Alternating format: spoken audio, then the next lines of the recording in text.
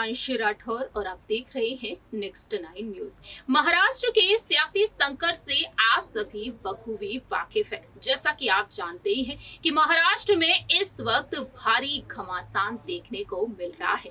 एक तरफ है शिवसेना के प्रमुख और पूर्व मुख्यमंत्री उद्धव ठाकरे और दूसरी ही तरफ है बीजेपी पार्टी के साथ एकनाथ शिंदे का गुट। जी हाँ, जैसा कि आप जानते ही हैं कि बीजेपी के समर्थन से महाराष्ट्र में नई सरकार बन चुकी है और ऐसे में उद्धव ठाकरे की मुश्किलें बढ़ती हुई दिखाई दे रही हैं। अपनी सत्ता को गंवा चुके हैं उद्धव ठाकरे और अब अपनी पार्टी के चुनाव चिन्ह को बचाने के लिए सुप्रीम कोर्ट तक पहुंचे हुए हैं। सुप्रीम कोर्ट में 29 अगस्त के दिन अगली सुनवाई होने को जा रही है। ऐसे में देखा जाए तो मनसे प्रमुख राज ठाकरे भी काफी ज्यादा सुर्खियों में आ चुके हैं।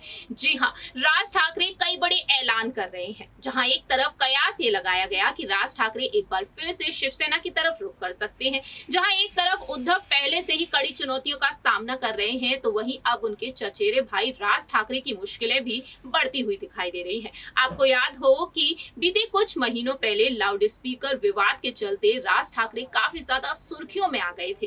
राज ठाकरे ने ठाकरे सरकार से अपील की थी कि राज्य में जिस तरीके से लाउड स्पीकर पर नमाज पढ़ी जाती है वह धीमी आवाज में पढ़ी जाए या फिर लाउड स्पीकर पर बैन ही लग जाए, और ठाकरे सरकार ने उनकी मांग को पूरा भी किया था। लेकिन औरंगाबाद पहुंचकर जिस तरीके से उन्होंने हुंकार भरी थी, पार्टी ने जो बैठक आयोजित की थी उस बैठक के लिए कुछ शर्तें भी लागू की गई थी। जी हाँ, आपको बता दें पुलिस ने यहाँ पर उनके सामने कुछ शर्तें रखी थी। 16 शर्तें रखी गई थी। अगर उन शर्तों का उल्लंघन होगा तो उनके खिलाफ एक्शन भी लिया जा सकता है। आपको याद हो कि औरंगाबाद शहर में पुलिस थाने में उनके खिलाफ मामला भी दर्ज किया गया। उनका जो भाषण था, उसका जो टैप था, वो राज्य के गृह मंत्रालय को भी सौंप दिया गया। और अब देखा जाए तो उसी मामले में एक बड़ा अपडेट सामने आ चुका है। आपको बताना चाहेंगे इस रिपोर्ट के जरिए।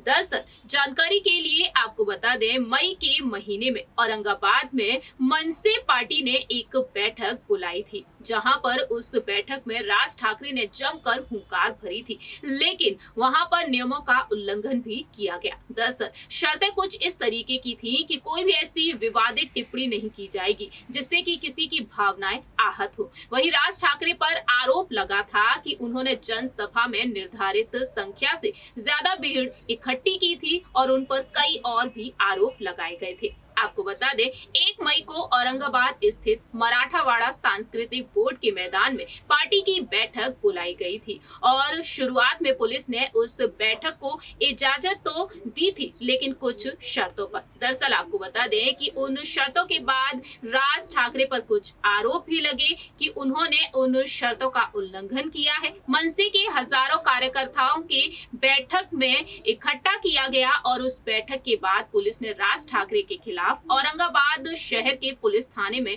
मामला भी दर्ज कराया था। राज ठाकरे के भाषण की जांच भी की गई। साइबर पुलिस ने राज ठाकरे के भाषण के फुटेज को चेक किया और रिपोर्ट को गृह मंत्रालय तक भेज दिया। राज्य गृह मंत्रालय भेज दिया गया उनके उस फुटेज को। वहीं साथ ही साथ आपको बता दें कि अब उस मामले में नया अपडेट आ चुका है। गृह मंत्रालय में चर्चा करने के बाद अब राज ठाकरे के खिलाफ मामला दर्ज करने का जो आदेश दिया गया था, उस मामले के तहत अब औरंगाबाद सिटी थाने में मामला दर्ज किया गया है और राज ठाकरे के खिलाफ कोर्ट में चार्जशीट दाखिल कर दी गई है। इस तरीके से देखा जाए तो अब राज ठाकरे की मुश्किलें बढ़ती हुई दिखाई दे सकती हैं। लेकिन आपको बता दें कि राज ठाकरे एक बार फिर से में है और वह लगातार कई बड़े ऐलान कर रहे हैं। बीएमसी चुनाव को लेकर इस वक्त मन से एक्शन में आ चुकी है। राज ठाकरे के बेटे अमित ठाकरे भी लगातार हुंकार भर रहे हैं। आपको याद हो बीते कल रिपोर्ट में हमने आपको बताया कि राज ठाकरे जल्द ही नासिक दौरे पर नजर आएंगे। उनके बेटे पहले से ही नासिक दौरे पर नजर आए, लेकिन अब राज ठाकरे भी नासिक दौरे पर नजर आने वाले हैं। हमारी इस रिपोर्ट में इतना ही। बाकी की तमाम अपडेट्स के लिए आप देखते रहिए नेक्स्ट 9 न्यूज।